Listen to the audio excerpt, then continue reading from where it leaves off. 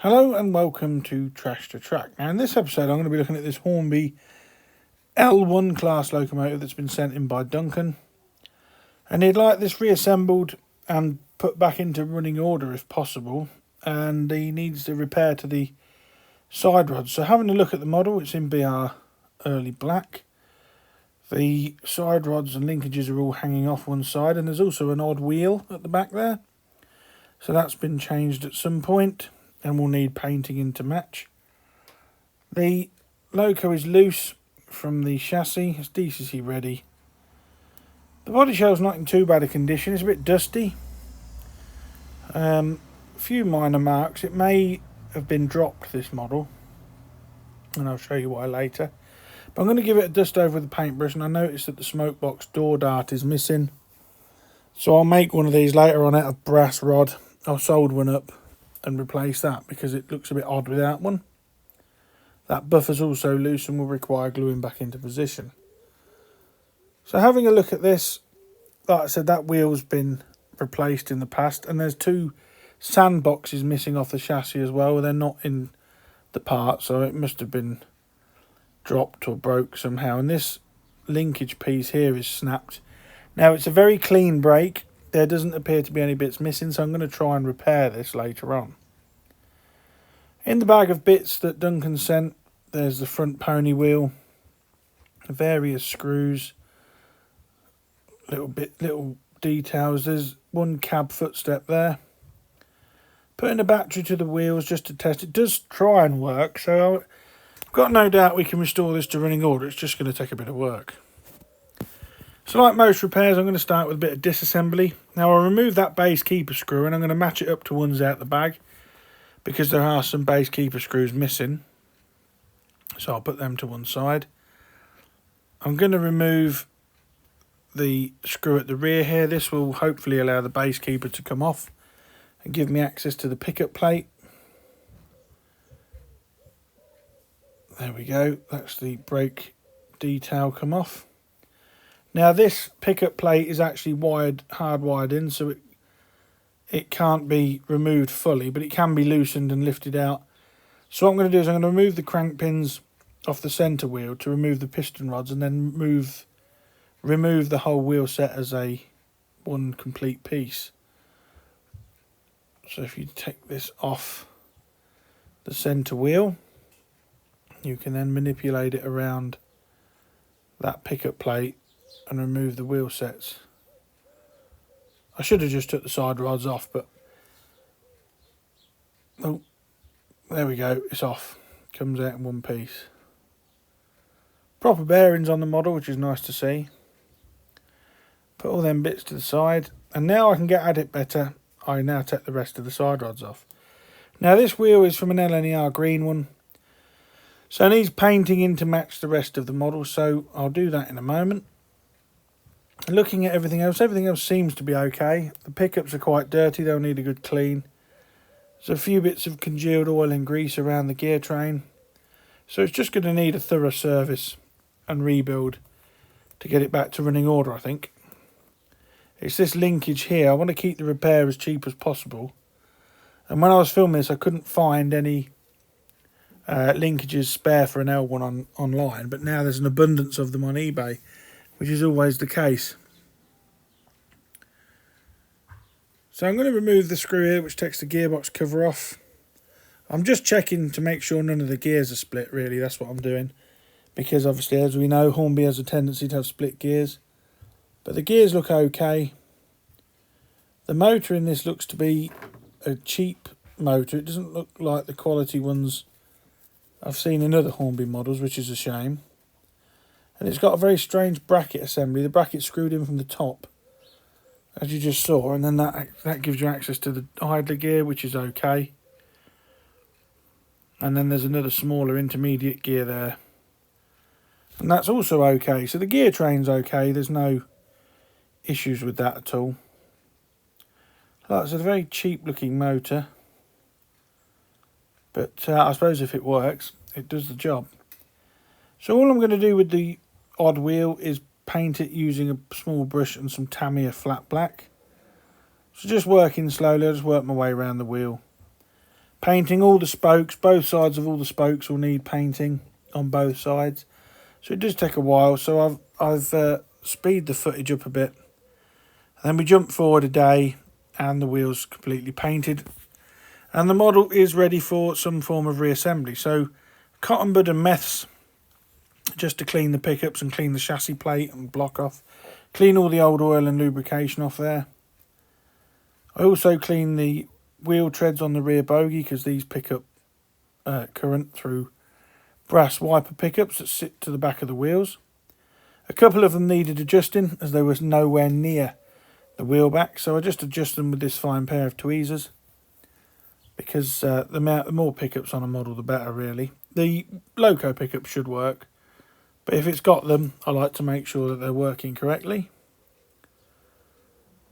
Then clean the chassis block up, again cotton bud and meths. Make sure that old sticky oil is all removed. Then it's time to start reassembling the model. So putting the bearings in place. They sit in the die, well I can get it in, there we go. Sit in the die cast chassis and the bearings. Making sure the wheels are the correct way around and the bearings just slot in. And then the centre axle with the crank pins on. I do take the wheels out again and then I give the wheels a good clean with a cotton bud and meths and clean the wheel backs as well. The wheels weren't overly dirty, but the one I painted especially needed a bit of a clean. Once the wheels are in, small amount of oil on those bearings. Thin viscosity oil just to make sure that they're correctly lubricated. And then the pickup plate is put back in place. And then the base keeper plate can go back on. The front pony wheel is held in place with the base keeper, so don't forget to put that in place before you screw this down, otherwise you're going to have to disassemble the model again to get that front pony bogie back in, or front pony wheel in.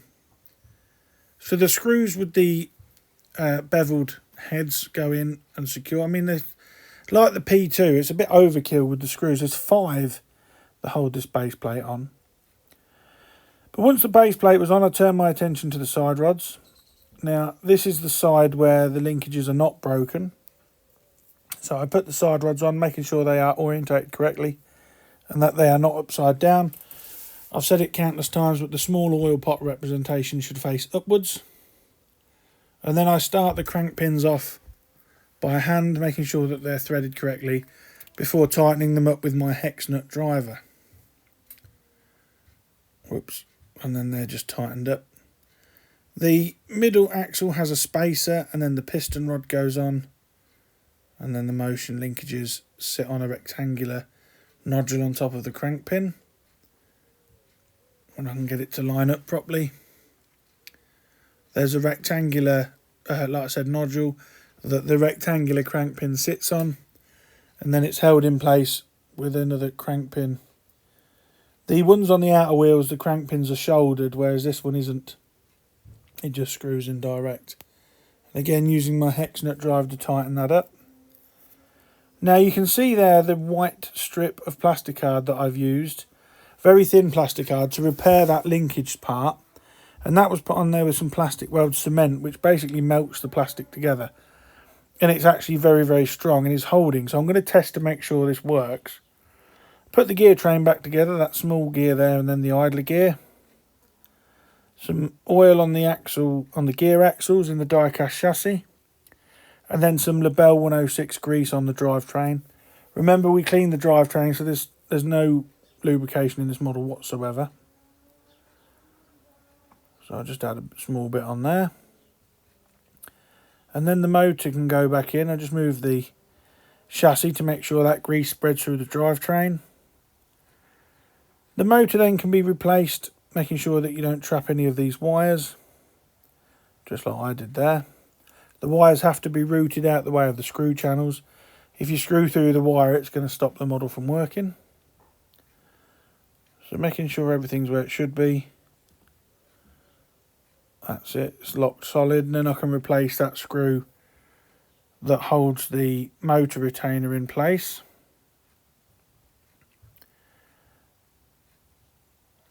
once that's done, a small bit of Labelle 106 on the worm gear on the motor, and the gearbox cover can go on. And then again, the screw for this is tightened up.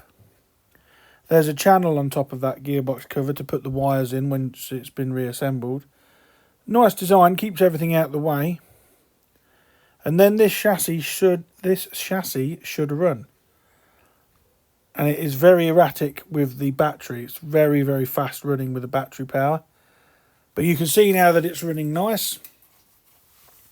So I'm pleased that we've managed to rebuild this chassis. Now, as I mentioned earlier, I'm making a new smokebox door dart out of brass rod.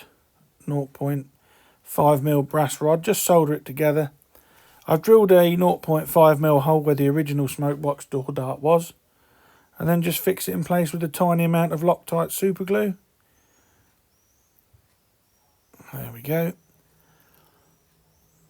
That's it. And that just improves the front of the model. It looks so much better with that on it. And then when I've given the super glue time to set, this again was touched in with some black, flat black Tamiya paint.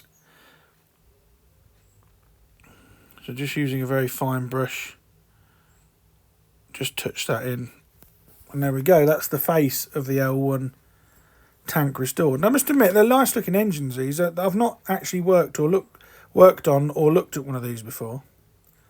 But now the body's back on, I do another test to make sure we've not trapped any wires. And Duncan's L1 tank engine has been fully repaired, the wheel repainted to match.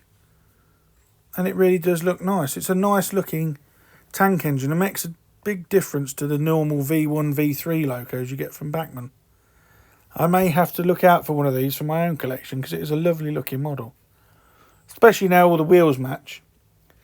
I have also glued the cab steps back on, and I actually found a step in my spares box because the one for this side was missing.